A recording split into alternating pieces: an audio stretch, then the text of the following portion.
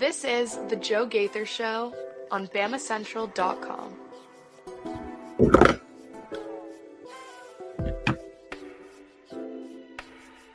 Good afternoon, Tuscaloosa, Internet World, West Alabama. How are you doing on this wonderful Wednesday, the 3rd day of April? You're watching the Joe Gaither Show on BamaCentral and BamaCentral.com. Listen to us on Spotify, Apple Music, or on Spotify, wherever you get your podcasts. You can tune into the Joe Gaither Show or watch us as well always on Twitter, on Facebook, or on YouTube at Joe Gaither 6, where you can find all our social media machines. We're going to have a fun Wednesday today. Look, it's all about the Final Four. You guys can follow our coverage at BamaCentral.com. We are going to be traveling out to Phoenix, Arizona here in about 24 hours. My friend Katie Wyndham, Blake Byler, and myself are going to be giving you all kinds of coverage from the Final Four out there in Phoenix. So that's where this program will start. You can follow Katie Wyndham at Katie Wyndham _, Blake Byler at Blake Byler 45, and myself, as always, at Joe Gaither 6, as we're going to be out there in Arizona starting tomorrow evening. So what I want to do today, I want to do 3 or 4 different things, and you guys can always join me on the comments at Joe Gaither 6 on Facebook, Twitter, or YouTube if there's something that you like or you don't like, or you want to move the conversation in a different direction. I want to talk about the way that Alabama could beat the UConn Huskies, 11.5-point underdogs. The Huskies look unbeatable. They haven't lost a game since, February 20th. They've only lost 3 games this year. I want to talk about how Alabama, what the recipe is, what the keys to the game are for the Alabama Crimson Tide. I want to talk about Rylan Griffen and his Ultimate Warrior Hulk Hogan comments yesterday. I want to talk about Parker Brailsford, take it to a little football, and I want to talk about open practice. Alabama basketball held a little bit of open practice yesterday in Colma Coliseum. It was great. We appreciate everybody for having us. You can view that open practice session right there on YouTube at BamaCentral. You can check out what we saw. But that's what I want to talk about today. Those 4 things. I want to talk about how Alabama can beat UConn, Rylan Griffen and his Ultimate Warrior Hulk Hogan comments, open practice yesterday, and what in the world is going on with Parker Brailsford on the Alabama football team. What do you want to start with? You want to start with UConn? I want to start with UConn. Let's go with it. Keys to beating UConn. Look, the UConn Huskies look unbeatable. Dan Hurley and his team are, what are they, 34-3? Is that what it is? They're absolutely 35-3 now. Excuse me. Don't want to shortchange them. 11.5-point favorites. They are tied for the fourth largest overdog. Alabama, the fourth largest underdog in Final Four history. So, there's no way Alabama can win. 0 chance. Alabama, you're just lucky to be there. Be happy, be grateful to be in the game and to be invited to play in the UConn Invitational, going for back-to-back national championships, and their team is absolutely loaded. But they're not unbeatable. They've lost 3 games this year. As we just mentioned, they lost to Creighton, Seton Hall, and Kansas. Now, you can look at extenuating circumstances for each of those losses, whether Klingon was at 100%, whether they were playing on the road. You take the Creighton loss. Their last loss was, a couple of days after going on the road and basically mollywopping the Marquette. So they mollywop Marquette, and they beat them badly. Then they go on the road and lose to Creighton. The Blue Jays, make 14 3-point shots and really beat UConn pretty handily. What was that final score, just to be specific? They beat them 85, right? No, that was Seton Hall. Yeah, they beat them 85-66, February 20th. So it's not to say that they are an unbeatable team. Now, UConn has beat the brakes off of everybody in the tournament so far. Obviously, they're gonna do the thing to Stetson, right? The 16 seed. Then they take Northwestern behind the woodshed. San Diego State, you never had a chance. And Illinois, 30-0 run in the second half to get to the Final Four. So they definitely look the part of unbeatable monster. Tristan Newton and Donovan Klingon basically being 1 and 1A as being the superstars. But I think that Alex Caravan is just as important to this team. Alabama is going to have to be really on their P's and Q's. Now, how do they do it? All right, so I think Alabama has to kind of copy the Creighton model. But here's the deal. UConn hasn't seen anybody that's played to the speed, played to the pace that Alabama has played with this year. Does that serve to Alabama's advantage? I'd say yes. Does that mean that Alabama will win just because of the pace battle? No, I think UConn's going to do everything in their power to play a little bit slower, to slow the game down as best they can. And I think that Dan Hurley is so well coached. Their tempo is 315th in the country compared to Alabama, that's ninth. You saw Alabama basically more or less, I don't want to be beating your chest too much, Alabama, but more or less running North Carolina out of the gym. Yeah, it's a 2-point win, but they ran them off the floor and basically fatigued them through the second half, and that's really what carried Alabama, that and Grant Nelson's strong game, strong effort on the offensive end. But you fatigued the North Carolina Tar Heels because of your pace. North Carolina tried to keep up with you and ended up not being controlled with fouling. Yeah, out of control fouling and shooting rather poorly from beyond the arc from RJ Davis and a couple of other players. I know obviously Cormac Ryan had a good game, but really on the whole, they shot, the second half percentage was pretty terrible. So can Alabama's pace? I think Dan Hurley's going to do everything in their power to slow the game down. They don't turn the basketball over that much, averaging 9.8 turnovers a game. So really effective taking care of the basketball throughout the season. But let's look at their losses against Creighton, Seton Hall, and Kansas. Combined, UConn went 18 of 65 from the 3-point line, 27% from beyond the arc. Now, they've got some 3-point shooters. Obviously, Cam Spencer's a 44% 3-point shooter, and Alex Caravan's making them at 38%. So, and, Hassan Diarra has made a couple as well at 35%. So, they've got some 3-point shooters that can come in and make some shots, but they've also, you go on the road in those three environments, Kansas, Seton Hall, and Creighton, and you have bad shooting nights. Now you look at the other side for Creighton, for Kansas, and for Seton Hall, they went combined 26 of 50. So 52%. Now, they didn't shoot a high rate. The 53-point attempts over the 3 games is not really that many 3-point attempts. But UConn, you lose to Creighton. I think Creighton was 14 of 26, 14 of 28. So they were right at 50%. Seton Hall basically didn't take any 3-pointers, and Kansas met them in the middle. So look, if you shoot well, if you have the bad night that UConn, if UConn ends up on a bad shooting night themselves, and you meet that with a good shooting night, you protect the basketball. You don't allow UConn to get out into transition as they did against Illinois on their 30-0 run. Well, I think UConn likes to play slow, but they can play fast. Can they play as fast as Alabama? That remains to be seen. Will they get out of control fouling? That might be the game plan. For Alabama, I think you've got to hit 16 3-point shots. Against North Carolina, I said 14 was the number, or 30%. They didn't hit 14, but they were much higher. I think they were 43% against North Carolina. They shot, 11 or 12? So it makes me think, okay, that's a high number, Joe. 16 3-pointers, that's a high number.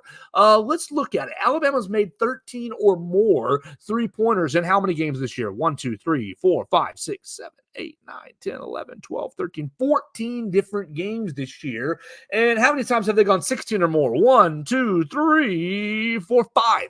5 different times this year they've made 16 or more 3-point shots. So they can be done. And those came against Purdue, those came against Eastern Kentucky, came against LSU, Texas A&M, and most recently against the Clemson Tigers in the Elite Eight matchup.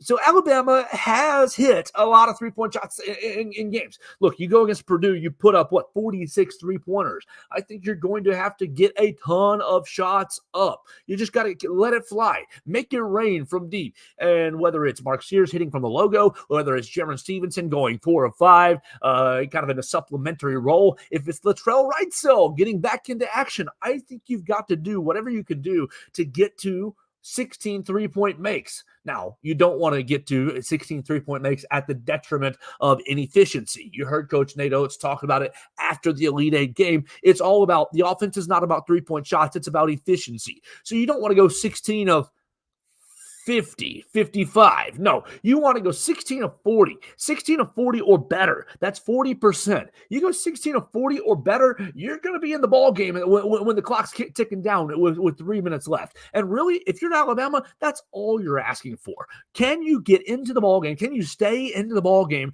with and when the clock hits 3 minutes left in the game? When you hit that last under 4 media timeout, obviously you're going to have timeouts from either bench, but when you hit that under 4 media timeout, you want to say, okay, Alabama, we got a shot. We're within 4, we're within 5. You got a shot. You can hang in there. And I think you go 16 of 40 or better.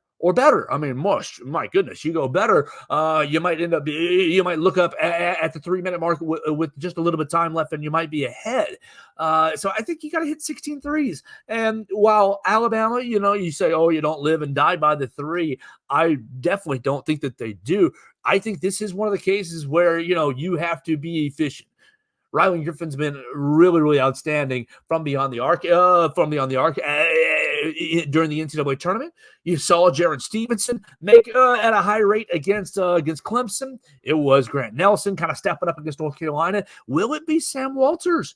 I mean, Latrell Wright, so he had his good game in the first round. I think Latrell is basically on track to play on Saturday. We'll talk about that when we talk about open practice. But whoever it is, you got to get somebody that's going to give you 4 or 5 made 3-point shots. And then hopefully you get 2 or 3 from the rest of the crew. I mean, you have how many shooters on the team? Mark Sears, Aaron Estrada, Jaron Stevenson, Grant Nelson, Sam Walters, Latrell. You got 6 shooters, 6, 7 shooters, Rylan Griffen.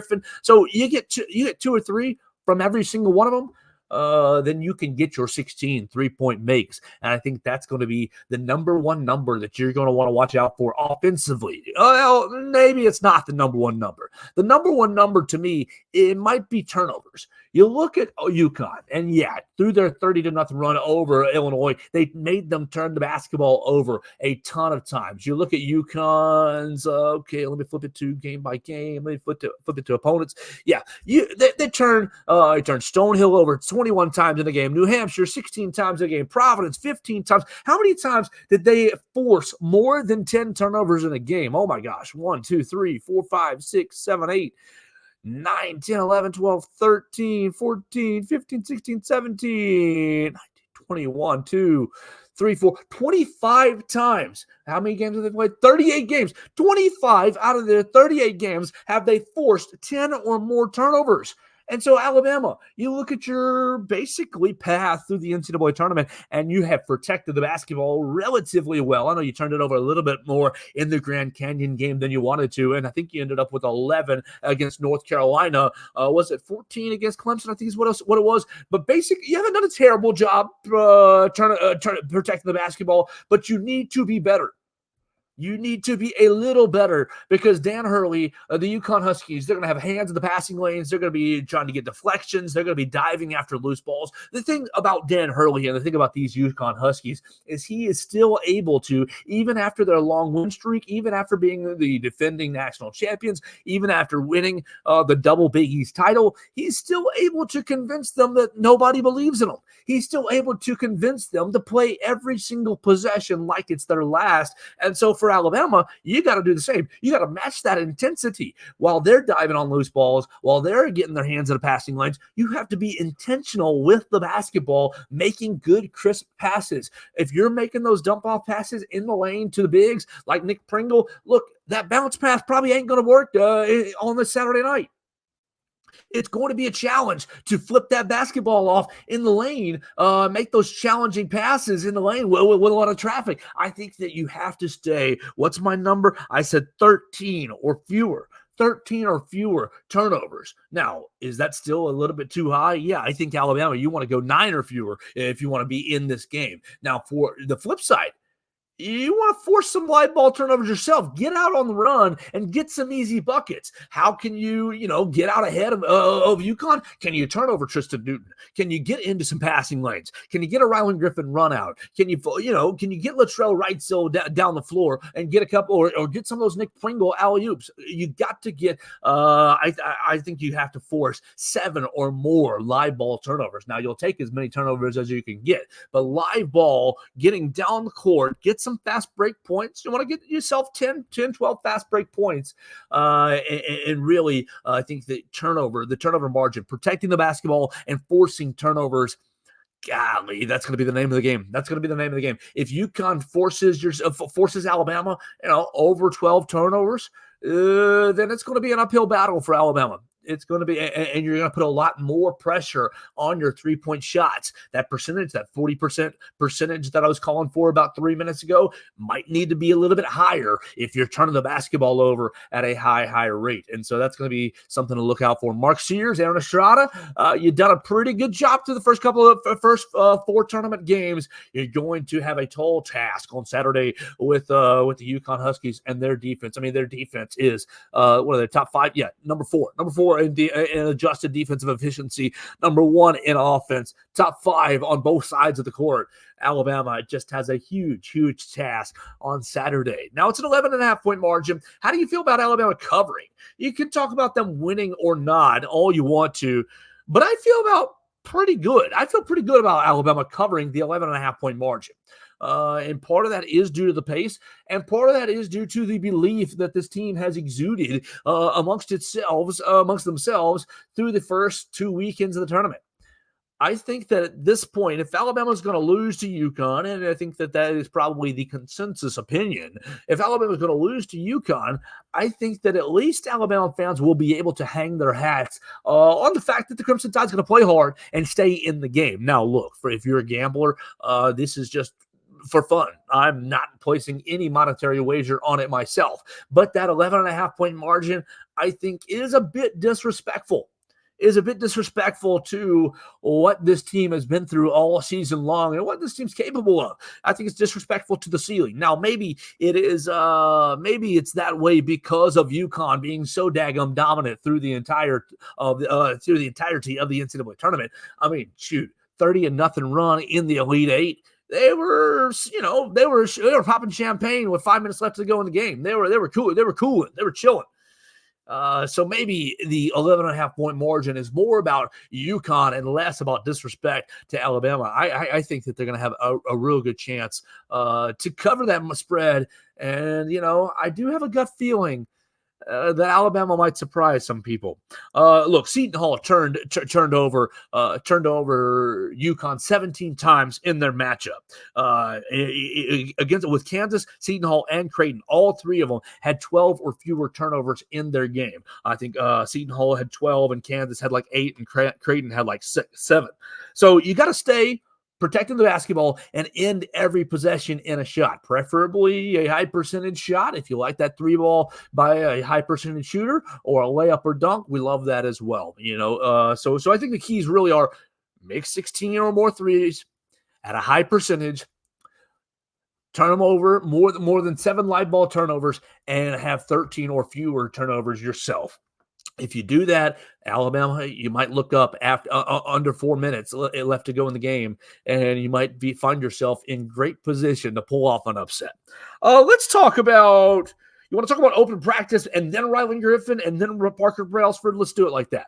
Let's talk about open practice yesterday. We got 20 minutes of open practice watching the basketball team. And the biggest takeaway for me was Latrell Wrightsell was in action. Now, he was in action with the twos, and that's great. You want to see Latrell back out there. He made a couple of shots, and you can see that on the BamaCentral YouTube channel. I think that you got a good plan going into the game. I think that no matter what, you can be confident that Nate Oates and Ryan Pannone and Austin Claunch have put together a really good game plan to go up against UConn and say, you know what, I know Alex Caravan and I know that Donovan Clingan are a hell of a matchup, a hell of a 1-2 punch up front. And Tristan Newton's a great player as well. I mean, Tristan Newton is a hell of a player as well. Like, I know that the task is tall. I think that at the very least, Alabama's going to have a pretty educated game plan going into the matchup. Now, what was interesting that we saw yesterday in the Coleman Coliseum practice facility, a guy by the name of Erwin Dudley. You remember Erwin Dudley, 2002-3 SEC Player of the Year here at the Capstone. He's a graduate assistant. So my man's was out there simulating the Donovan Clingan role.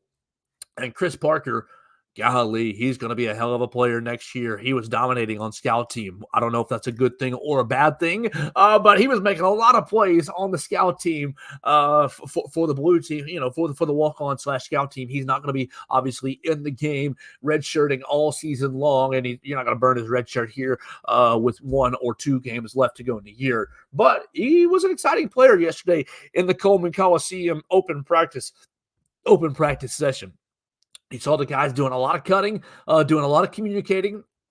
You saw the guys, doing some defensive game planning where there was some helping in on the Donovan Clean character, the Erwin Dudley figure. You had some doubling from Nick Pringle with some help from, Grant Nelson and other guards. It looked like they might be leaving a couple of the players alone. A little bit of the North Carolina game plan. We're going to let some of their lower percentage shooters shoot some shots and see if they can be a hero and basically help down low on Donovan Clingan and Alex Caravan. So it's going to be a lot of fun Saturday night, 7:49 TBS. You're going to be able to follow it right here on BamaCentral with myself, Katie Wyndham, and Blake Byler. I don't know where we'll be. We'll be in the building, obviously. I don't know if they're going to put us courtside or up in the rafters. It's going to be interesting to see. It'll be my first Final Four. I am beyond excited to go to the Final Four.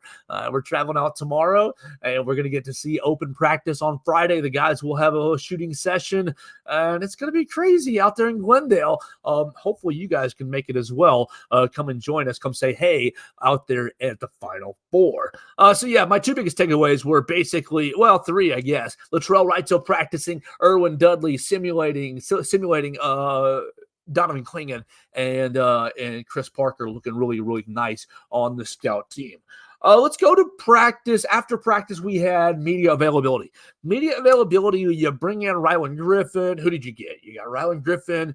Was it Sam Walters and Grant Nelson? It was Rylan, someone else. Shoot, my brain's going. But basically, it was Rylan and Grant Nelson. I want to talk about what Rylan talked about. He was asked about what if Alabama beats UConn, what will it be like wrestling wise? Because we talked about it yesterday on Monday, the wrestling analogy, the Undertaker beating the streak, Brock Lesnar beating the streak.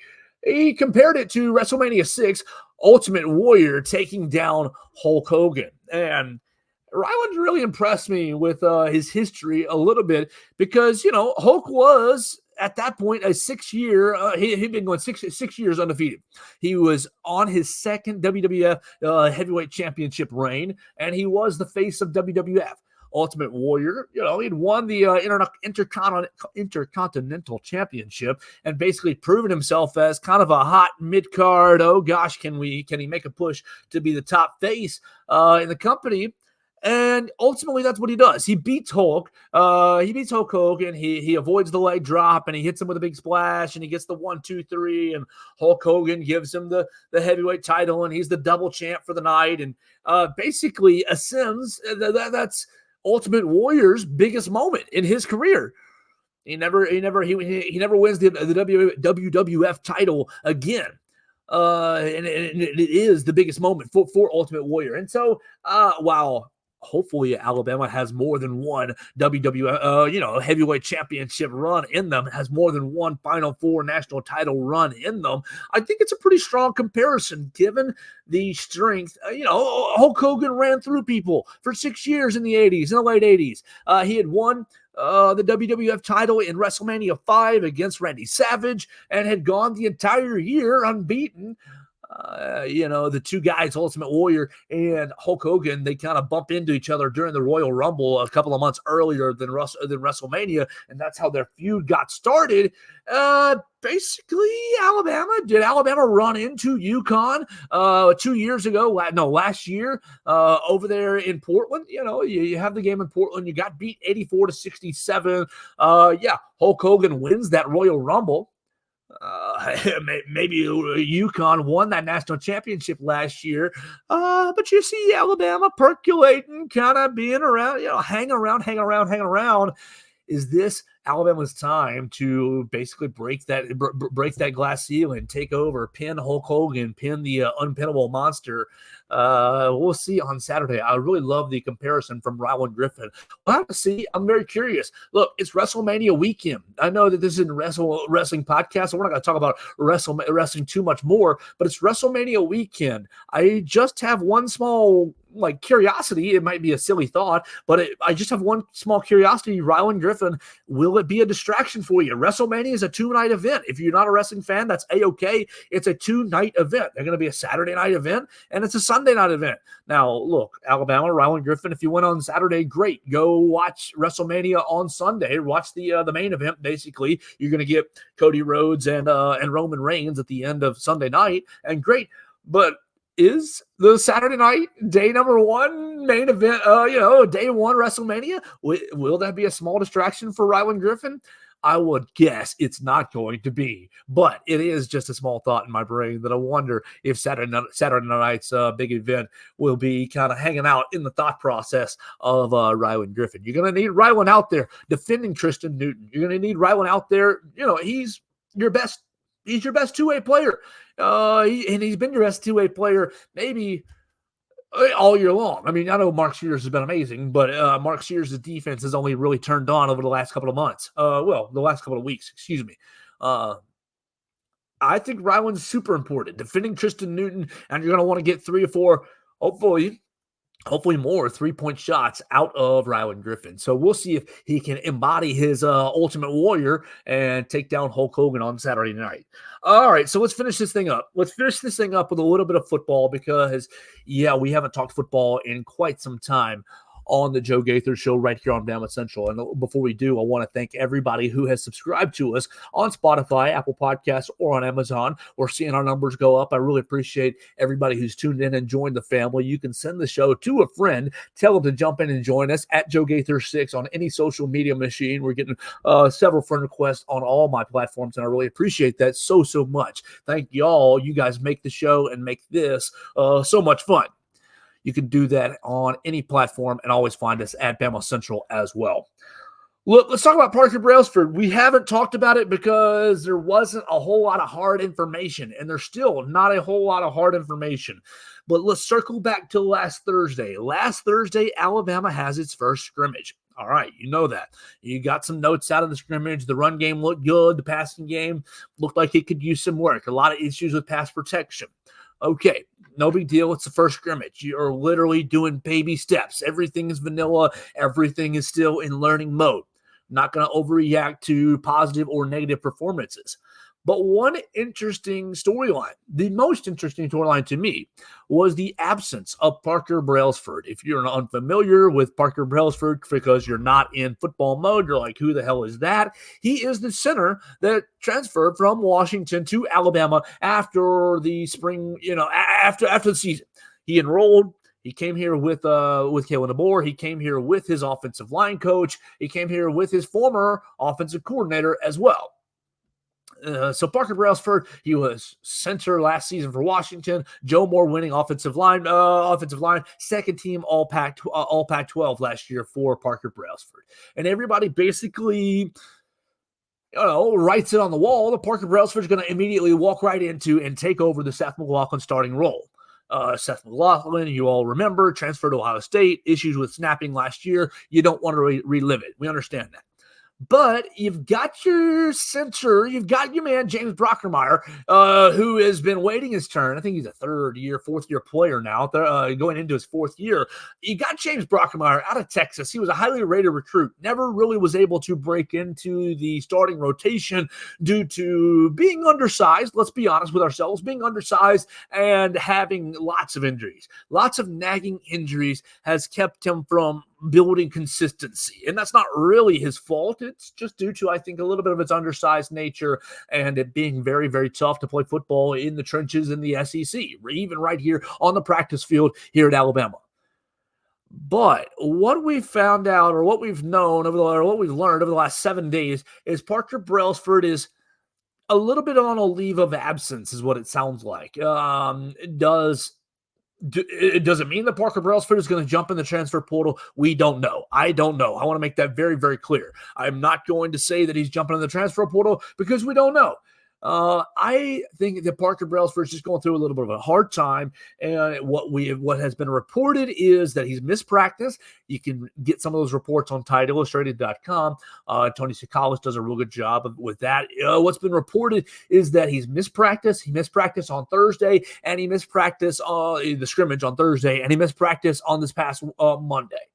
Now there's practice again today. I don't know if he's out there today, but a couple of spring sessions that he's missed, and that's where we're at.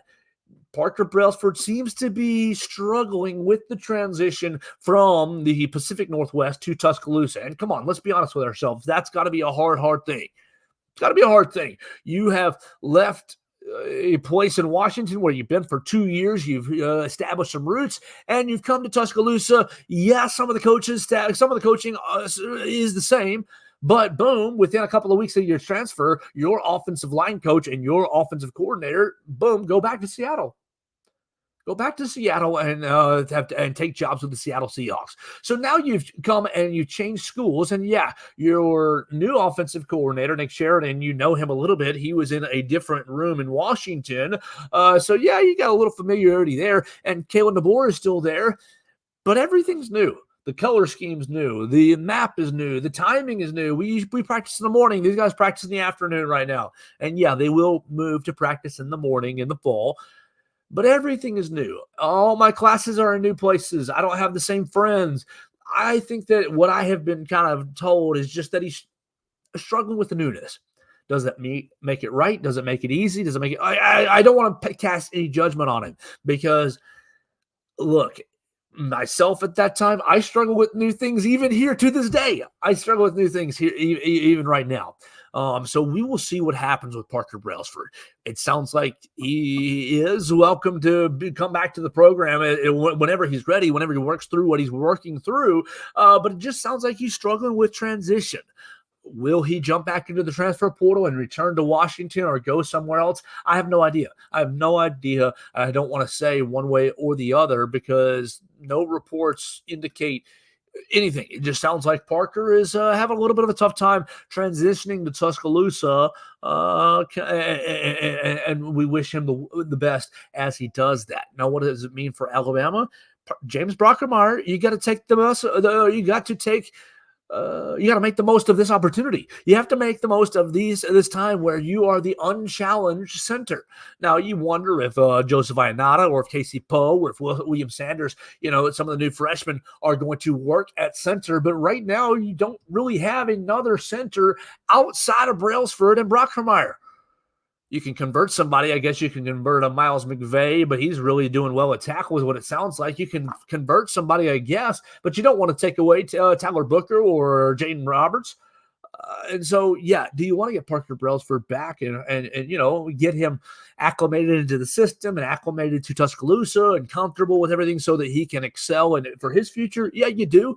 But James Brockermeyer's got to view this as a time where he can really take a huge step forward and say, you know what, Parker, if you come back to the team, great. I'll be your teammate and I'll help you. But I have earned or taken this starting role.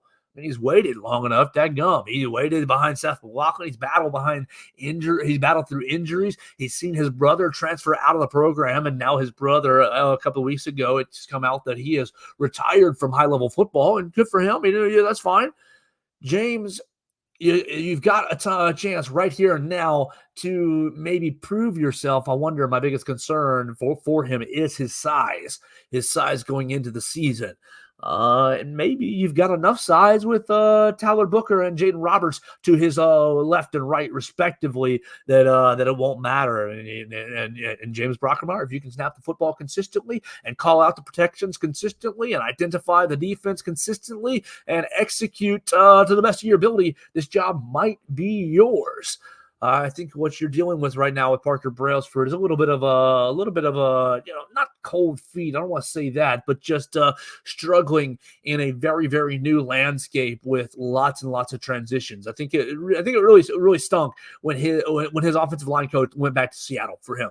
I think he lost a very big maybe Oliver, a very big source of familiarity as both those guys were maybe learning Tuscaloosa together as they're, and we'll see what happens with them. We're going to keep monitoring it. We'll keep following the reports. Alabama's got a couple more practices. They got Wednesday, and then they have a scrimmage again on Saturday before A-Day next Saturday. Could Parker Brailsford be back for next Saturday's A-Day? I think it sounds like he absolutely can. You just are kind of in a state of flux, in a state of question mark. You don't really want to say, what he's going to do because you don't know. I think it just sounds like he's struggling, just dealing with a lot of changes as a young man in a very pivotal part of his life. And so with all that being said, we wish him the best as he, works through whatever he needs to work through to make the decisions that'll work out the best for him.